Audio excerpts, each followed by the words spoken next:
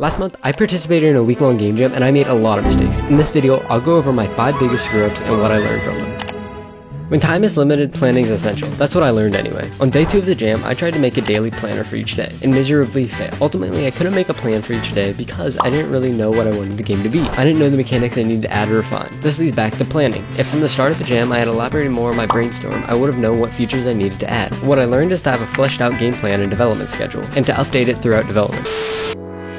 Keep it simple, stupid, especially when you only have a week. My original game idea involved a mechanic where water flowed from the top of the screen to the bottom, and it could be displaced by enemies. I'm sure there's an expert programmer watching who could easily implement this, but for me, I spent an entire day on it. After all that work, it still wasn't functioning. Then at 1 AM, I was laying in bed and I realized the water mechanic is just like an overcomplicated laser. What I learned is to focus on simplicity. If from the beginning I had focused on simplicity, I wouldn't have wasted an entire day. My third mistake is more specific to Unity, but it can be applied to other game engines too. Basically, how I handled all collisions was by searching the scene for objects with the tag, then executing a function that's in that object script. The main problem with this is objects need to be connected to specific objects. For example, laser and laser receivers. On the laser script, I just searched a scene for objects with a laser receiver tag. There are multiple lasers and multiple laser receivers, so unless I want to go through and give them each a unique tag, I needed to find a better way. The way I fixed this is by making a public game object that I manually assigned. This made sure the objects correctly matched the object they were trying to reference. This system of public game objects made level creation a drag and drop process. My fourth mistake is not using arrays. This seriously screwed me over. For example, the door at the end of each room opens when each laser receiver is activated. How the door code works is by running a function on each receiver that checks if it's activated. If all the receivers are activated, the door opens. The problem is, every time I wanted to have a room with a certain amount of receivers, I had to make a new door script in prefab. Like if I wanted to have a room with 8 laser receivers, then I would need to make a new door script that had 8 laser receiver references. This made adding new rooms that had more complexity a pain.